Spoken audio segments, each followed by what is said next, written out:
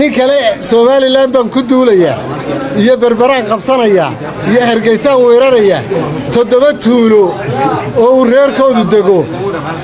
7 tuulo oo nuur dugle leh oo masaajid cali guduud leh oo magaaladiisa aadan yabaal leh oo raagaceelo leh oo ceel baraf leh intaba inama yar 300 inaan cagacad aan kaba sidan ba ka qaaday magaalada muqdisho 4 koonaba waa laga taagan yahay si aan ugu sawiro shacbiga Soomaaliland ma garanayo aan ahayn ilaahay kuma kaaro kuma maakume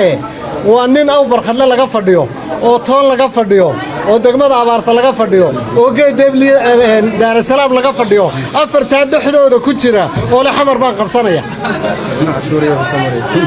aqliyadu horta waa taa wuxuu jawaabayaa madaxweyne caawa hadduu halka ka lugeeyo oo wiilal la asqoray socdo keligii aan cid la hadlaynin oo hadduu galbeed u socdo ilaa saylac lugeeyo meeshu dooro saaxan kara ninkaas uu hanjabaya waxaan rabaa inaan ku yiraahdo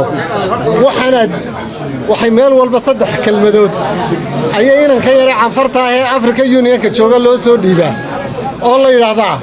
unity sovereignty territorial integrity oo saddexdeeda eray ugu edabta daran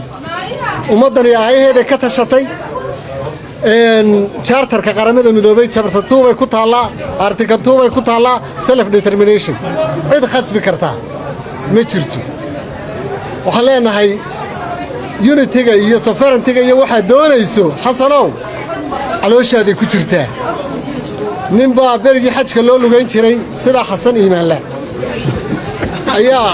xajka markii loo lugayn jiray hooyadii xajisiiyay markuu hooyadii xajisiiyay ayaa saxariir ku dheeraaday oo dabadeedna wuxuu isiri lawanin iimaanle war yaana dibana hooyada hooyadii buu qasha uu smiirkii buu cabay markuu ka dhergay buu isiri wallahi hooyada waad cuntay maxaad sameysay dabadeedna lafihii dhabarka ayuu taxday qoortuu gashaday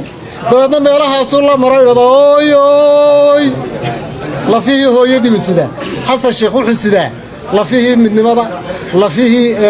Soomaalinimada yaani ninka meydka cashuuraya ayaa hadhowdu ka oranaya unity iyo midnimo ninka meydkiina cashuuraya